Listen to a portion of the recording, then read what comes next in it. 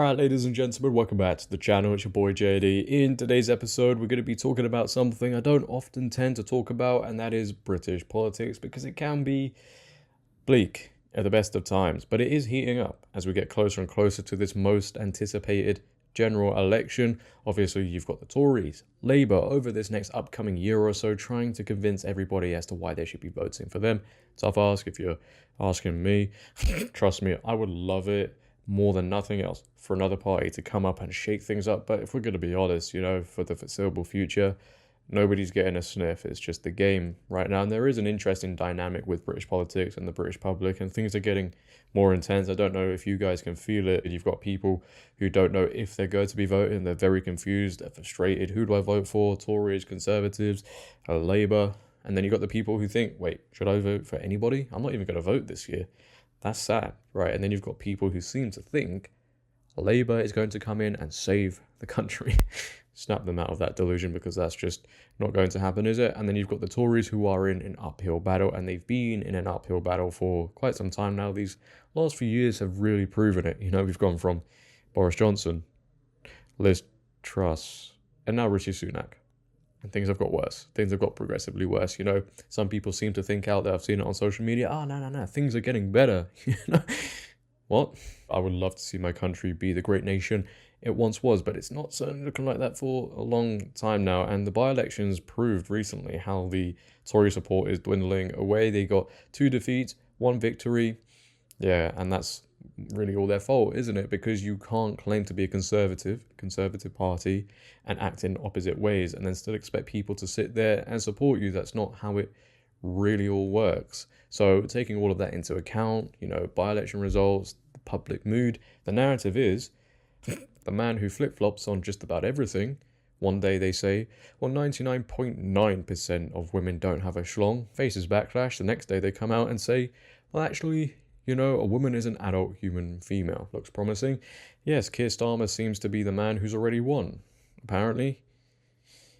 Oh boy. But with the Tories not being in a great position, ladies and gentlemen, it seems like they want to head in a new direction and appeal to the average person. For example, Rishi Sunak has now watered down his net zero targets, which include pushing back on the sale of new petrol and diesel cars in the UK from 2030 to 2035. That is very generous. This increased his popularity, but was obviously met with a lot of backlash as well. That announcement comes just after the greatest mayor London has ever seen. I really do sing this guy's praises, and I just do hope he's in the position for a very long... Sadiq Khan, yep, he expanded his ULE scheme across Greater London. That left a lot of people frustrated. A lot of people saw it was a tax on the poorer families. So when people see what Rishi Sunak is doing, maybe they're sat there thinking, hey, you know what? Maybe Rishi Sunak is looking out for the little guy. And net zero is a big thing right now. We see it all the time. It's in the mainstream quite a lot. Net zero, net zero, net zero.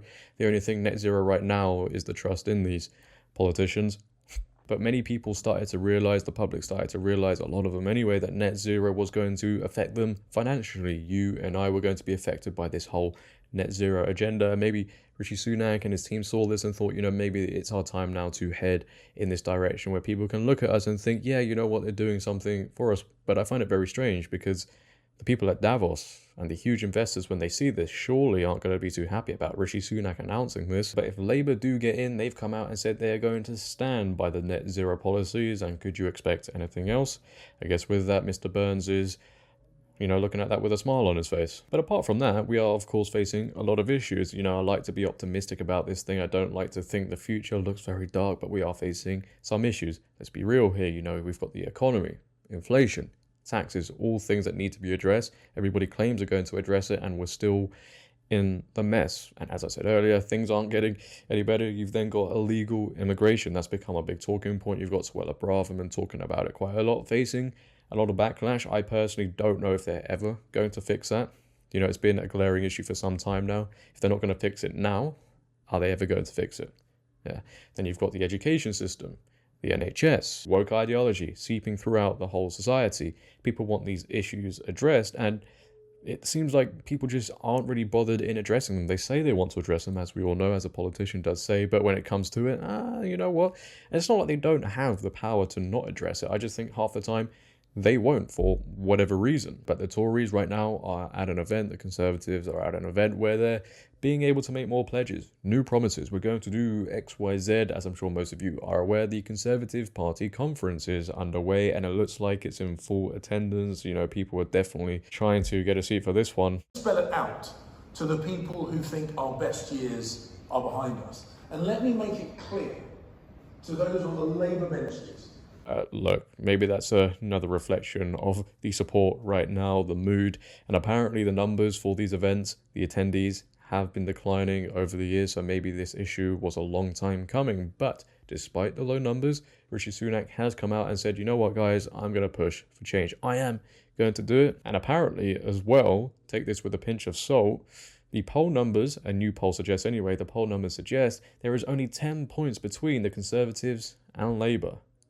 The Daily Mail report. Rishi Sunak looks to position himself as an agent of change as polls suggest the gap between the Tories and Labour has narrowed to 10 points. The Prime Minister said his decision to hit the brakes on the rush to net zero last month was just the first in a series of announcements that would demonstrate the government is doing things differently, making decisions that will make a difference to people's lives. During an interview with BBC's Laura Kuenssberg's show, Mr. Sunak repeated 15 times apparently that he was committed to driving through change. Now what I want to do is show the country how we're going to change things for the better in the long term, and that means doing things differently, making decisions that will make a difference to people's lives, even if I get criticism for them. That's what the net zero decision was about, and that's how I plan to lead. Michael Gove said the PM would use this week's conference, probably the last before next year's general election, to lay out a vision for change in education, levelling up, and the NHS. Tory strategist believes it is vital to neuter efforts by Labour to portray next year's election as a time for change, in which Sir Keir Starmer presents himself as the candidate of change, while Mr. Sunak is left as the status quo candidate after 14 years of Conservative-led government. The PM cited the change of attack on net zero as evidence he was willing to refine the government's approach where it was placing unreasonable burdens on the public. In a surprise announcement, Mr. Sunak delayed a ban on new petrol and diesel cars by 5 years and watered down plans to outlaw the installation of new gas boilers. So if this new poll is to be believed and take it with a pinch of salt, we'll see what a new poll says in the future. It seems like they're getting some love from somewhere. You know, maybe it's the pushback on net zero targets and people being appealed to that, or maybe, just maybe, every time Keir Starmer opens his mouth, people are like, yeah, anybody but Labour, who knows.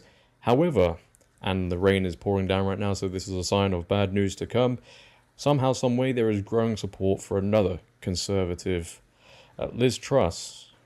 Yeah, it seems like we just don't learn, do we? Apparently, people were very eager to hear her speak at one of the conferences. Oh boy. According to Sky News, Liz Truss channels Donald Trump as she addresses packed event, claims modest tax cut possible this year. The latest from Manchester, where former Prime Minister Liz Truss addresses an event on the fringes of the Tory party conference 1 year on from being centre stage as Prime Minister. Echoing Donald Trump's famous slogan, she says the way to make progress is making Britain grow again. Ms. Truss takes credit for Rishi Sunak's backtrack on net zero policies. She is calling directly on the Chancellor to reduce corporate taxes to 19% in the autumn statement. The next part of her plan for growth is to cut energy bills, and she calls for more British gas to be used. She hits out at environmentalists who don't want to extract gas in the UK and asks how environmentally friendly it is to import it. Ms. Truss cites the US as an example to halve energy bills. Next, she calls for more homes to be built and a lot more. Yeah, I think if support is growing for Liz Truss at this point, then Rishi Sunak is done. Like, there's no way you can come back from that. If people are resorting back to the old because the new has been that bad, where do you go? And then when the globalist mindset is so apparent in this country and you see policies in place that affect the average person, young and old,